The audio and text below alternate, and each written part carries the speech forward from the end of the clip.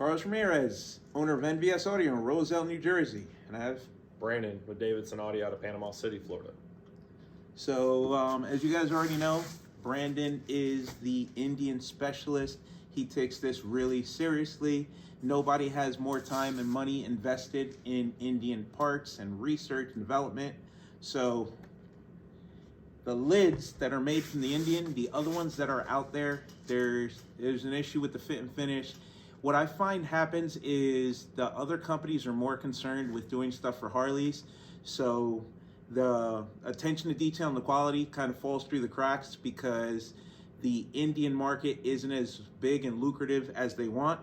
So Brandon saw an opportunity there, so he decided that he wanted to build something that was a good fit and finish, a real upgrade, rivals the quality of the factory. So he actually owns the patents and the molds for the lids for Victories, Indians, and he's developed a product that fits a lot better.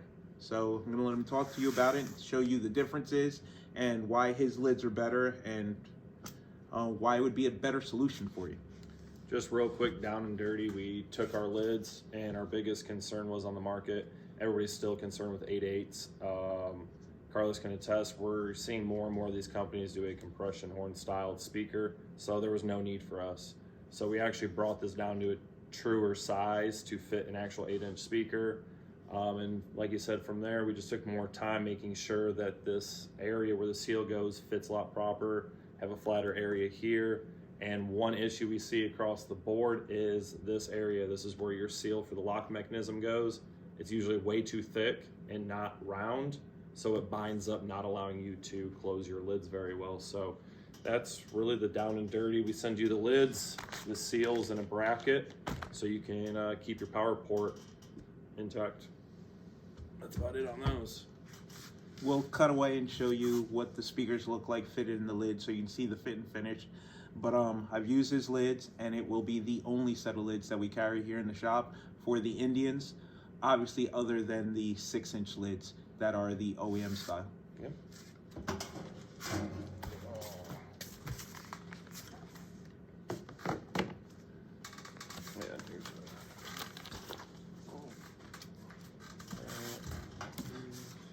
This is not optional, this is mandatory when you do electronics.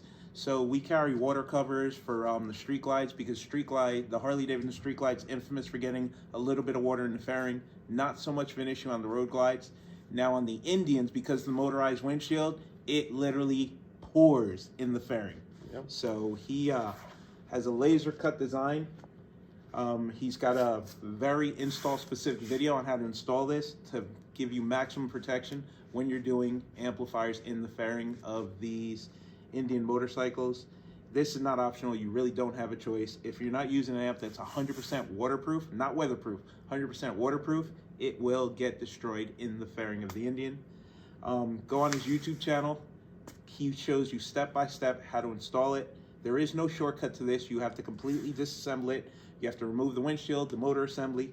But if you follow his directions and do it exactly the way he tells you to do it, you will get 0 water on your amplifiers. Anything you want to add to it, Brandon? No, like you said, this is our standard in the package.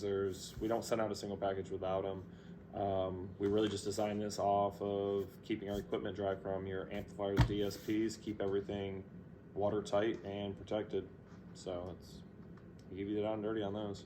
We learned the hard way that on the Indians, it's not just water coming in from the top, it actually gets water coming in from the front through the headlight.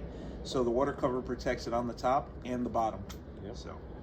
100%. And these are for the Indian Challenger Pursuits.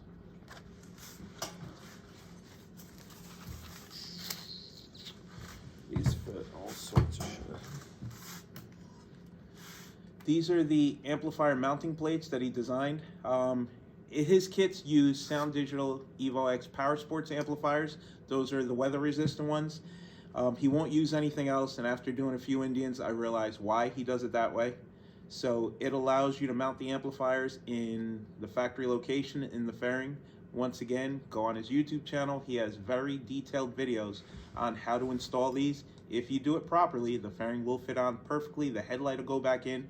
The amplifiers will be up as high as possible and under his waterproof shroud will be completely protected. Yep. The only thing I'll add to these are we sell them in a pair. You can buy them individually if you want. They are side specific, so clutch and brake side. And these are meant to fit, like he said, the 800.4 Evo PS amps, a HKI Mini, or a Rockford Fosgate 800 or DSR1, all pre-drilled, tapped. So we send you the hardware and everything, including the one extra hole to bolt it into place. We're gonna stick to Challenger specific right now. We're moving through this stuff really quickly because we just want to get you as much information as possible and keep the video short as possible. Yep. He has very long, detailed, very long, very detailed videos on his YouTube page. So he shows you how to install these. He shows you what to modify, what to cut. So I'm just showing you how serious he takes this stuff and the quality of his products and what he has available. We literally use all his stuff on all the Indian installs because it just makes it faster, repeatable, serviceable, solid, and smart. Yep. So right here, these are two different tweeter bridges that we developed specifically for the Challenger and the Pursuit. What Carlos is holding, that is the two-piece bracket we made for the Bema SQL60. That's the Hershey Kiss tweeter from Bema. Yep. And then these ones right here are for the Diamond, or now Cicada, the 075T tweeters, flush mounts, real thin. They bolt right in.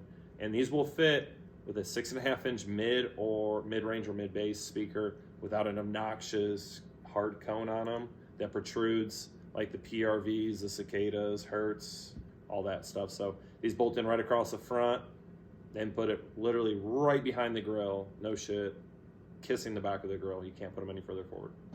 So we started using these because at the beginning what we were doing was mounting them road glide style, where on the 15 and up road glides on the Harley Davidson you can mount the MO75 tweeter to the grill. But then what would happen is if you hit a really hard bump, the weight of the tweeter would cause the grill to pop off. So using these brackets, it bolts the tweeter in slightly behind the grill, so you don't have to worry about screwing these to the grill and just having the entire assembly held in with those cheap plastic clips. He actually fastens these in place. When you drop the tweeter, it's a lot safer. You don't have to worry about the grill popping out and scratching the fairing. So this was a no-brainer to us to start using these as soon as he started coming up with them. Yep. And they include all the hardware for them right here. And the little baggies with them. These are just real basic 6.5-inch speaker, 1/4-inch spacers. These give us a little bit more room for the heftier speakers like the Cicadas, Diamonds, Euphorias. We've got them all to fit with a little bit of work, like the road glides. We're heating up the pods. Slap these in behind the speaker, press them in, and you're good to go. Gives you a little bit of extra clearance to fit the speaker in properly. And then from there, Which models does this fit, the spacers? The Diamond MP65s, the Cicada CH65s, the Euphoria, I don't know what the Carbon fiber. The carbon fiber and the paper cone ones. We've also tried This is for the Indian Challengers? Challenger and Pursuits. And the Pursuits. Yep. They also help with the yellow baskets. Still, the yellow basket's a royal pain in the butt to get fit in, but that does help just a little bit more. I don't think we've tried any other ones besides those right now. Okay, everything that we're showing you now, we're going to show you tomorrow installed in the vehicle, so you can see the fit and finish, and you can see why these spacers are necessary. Yep. And this takes us to one of our fundamental products that we developed was our preamp harness, and now this I think is on revision like 6. We constantly listen to what you guys are doing, and one of the biggest things is you got your front and rear channels input. These 2 wires are your remote outputs, and the reason we have 2 of them is because you can do up to 2 amplifiers in the fairing. And then we've got all your standard automotive colors. I mean, anybody that's in the 12-volt industry knows what these colors are for. So that's our preamp harness for the Challenger Pursuits from 2020 all the way up to the current ones. They still work. This is exactly why Brandon and I started speaking in the beginning, is we do all the plug-and-play stuff for Harleys here at NVS Audio. So I wanted to start working on the Indians without cutting it. The first Indian that I've ever worked on was, I think it was Gary's, Shea Gary's, and another shop had completely butchered the bike and the harnesses, and it's not the way we like to do it here. So once I saw Brandon's videos where he literally makes these in-house. He has a wire cutting machine, it's perfect. So once I saw that he made them, I didn't want to invest the time and money to make them myself, so it's a quality product. So I just immediately called him and ordered a few sets for each model that he had available. That way we can plug into the factory harness and run our DSP the same way we do on the Harleys with no cutting and splicing. That way, if you have to revert it back to factory, there's nothing cut, you just unplug them and plug the factory wires back in. These things work phenomenal.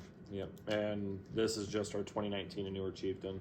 Same exact concept. We're actually going to be revising this again very soon. So this is the last few of our current revision. But same exact concept. Yeah, we got these two.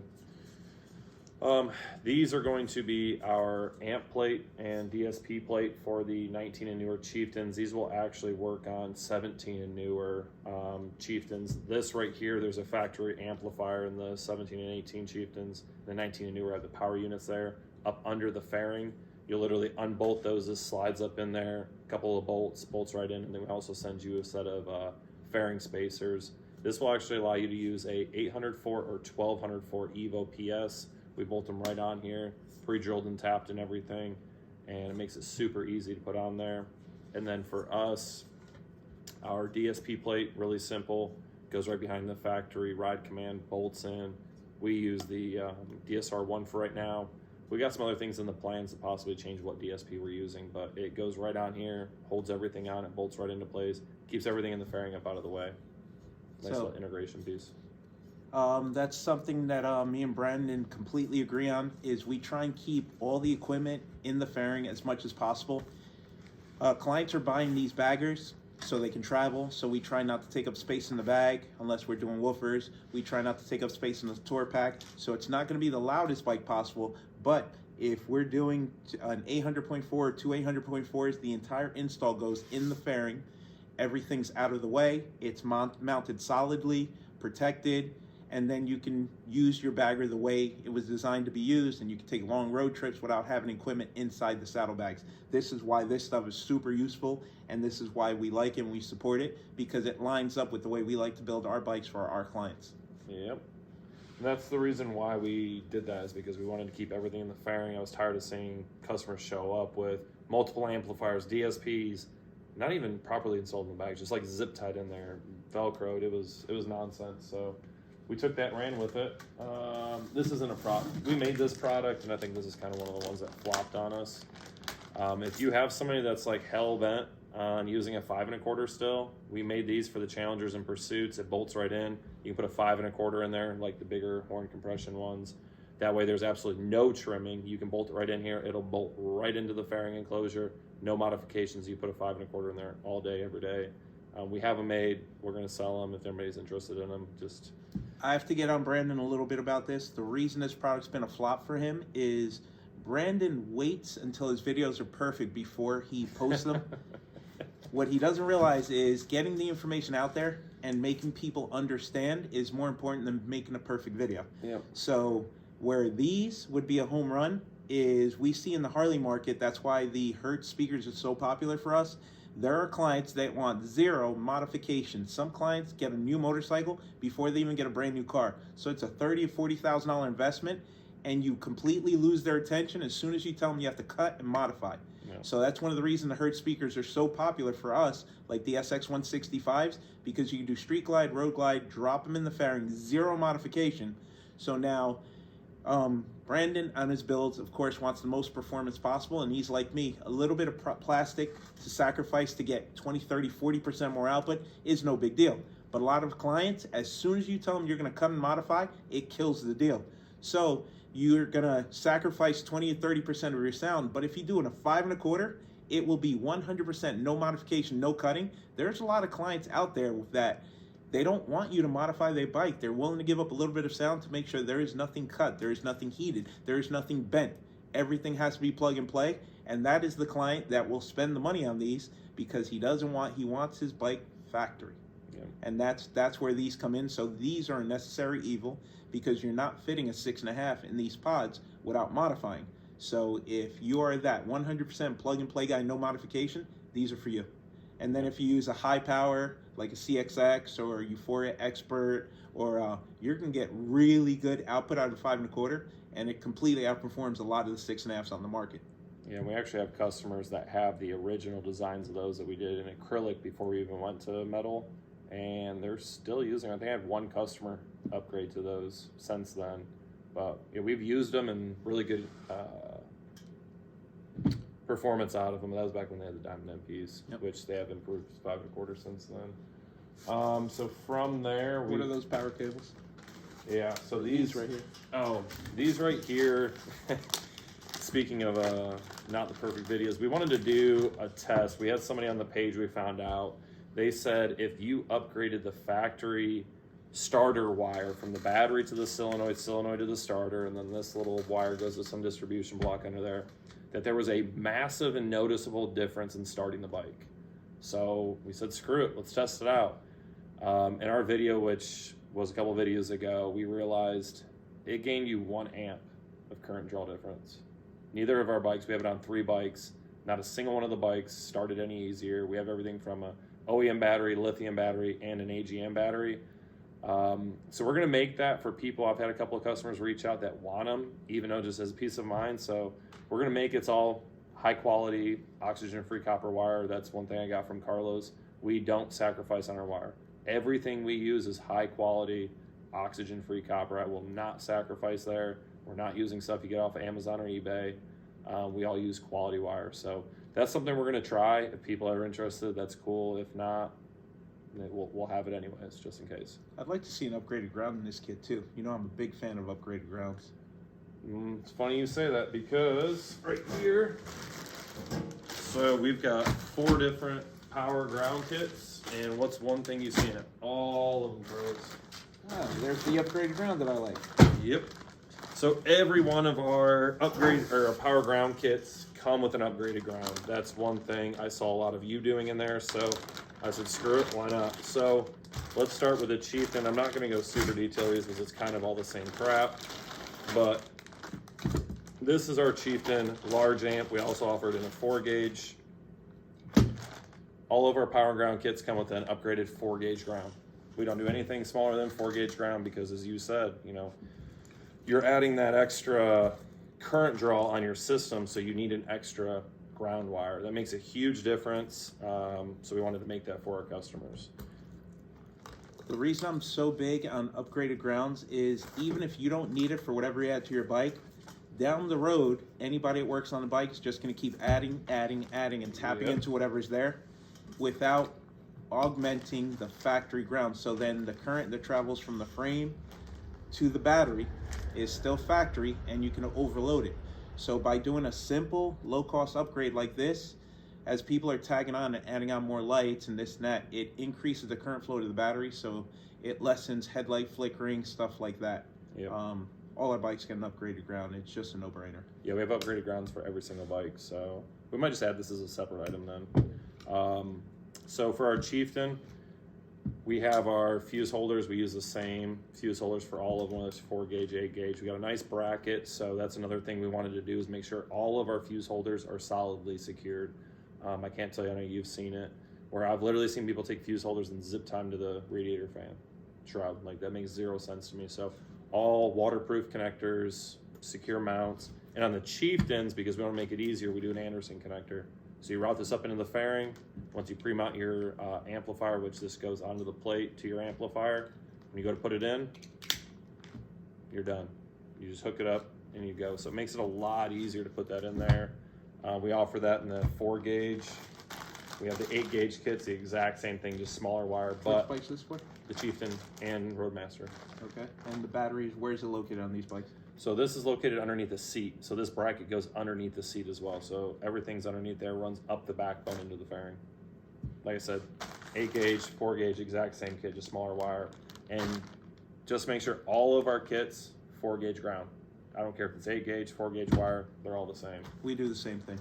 Yeah, it just doesn't make sense to make an 8 gauge wire, as you said, you add accessories. The Challenger's a little different. We don't add a quick disconnect like that. Actually, we'll just go with the bigger one. We have it in a single amp and dual amp, so if you're trying to run the two big high-powered 804s, same exact concept, power ground down to the battery. What we changed on here is you have wire ferrules for the top, so our 4 gauge or our 8 gauge will go directly to the amplifier. This one, the only difference is that these will go to a distribution block, which is on our fairing tray. So we buy and modify the OEM fairing trays from Indian. We mount 2 distribution blocks here. We take all the guesswork out of it, power ground, distribution. We provide the fuses, everything. This goes up in the fairing, and you install your DSP up here, 2 804s. I mean, really with that power plant, you can power quite a bit of stuff off of those 2 amplifiers. Just so you understand, when he ships you the kit, you're getting the tray. So you don't have to modify your factory tray. You're getting a new tray with everything mounted. Yep. So that way it takes the guesswork out. And then, because I watched him modify a few of these, you have to know exactly where to grind and cut. So he takes the guesswork out. That way when you put it in, everything's going to fit the way he explains it in his videos. Yeah, and one thing, if you get a kit from us, the DSP will be on here. The fairing harness will be attached to the bottom of it. So literally, you're going to get it, you're going to put it in the bike, you're going to plug in here, connect your amplifiers, and you're going to rock and roll. It's a little bit of a process, but I feel like people can handle it. This is the one for the Challenger? Yes, Challenger and Pursuit. So the battery's in the front of those, right? Yes, so the battery is up in the front, down at the bottom, below the radiator and behind the front tire. So there's an OEM bolt hole that we utilize. All of our brackets utilize OEM bolt holes. Besides the Chieftain DSP plate, we have a video on that. So you literally take the little cap off, you push this in here, you put a provided screw in here, and this bolts into a factory spot right down by the battery. The reason I bring it up is the battery's in the front, which makes it tougher to get to. But Yep. what people don't realize is the exhaust runs right alongside it.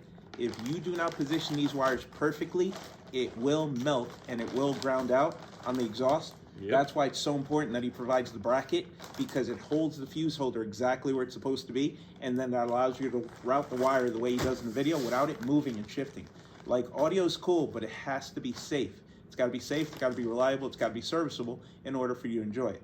It's only an upgrade if it doesn't take away factory features and it doesn't break stuff. Yeah, you don't want to burn your bike down. Then we've got some speaker wiring harnesses. This is another thing we kind of took from Carlos over here. We'll try the Challenger stuff. Challenger and Chieftain's all going to look the same. I'm not going to bore you guys with all the crap. This is a cool little one that utilizes the factory wiring for the tour pack.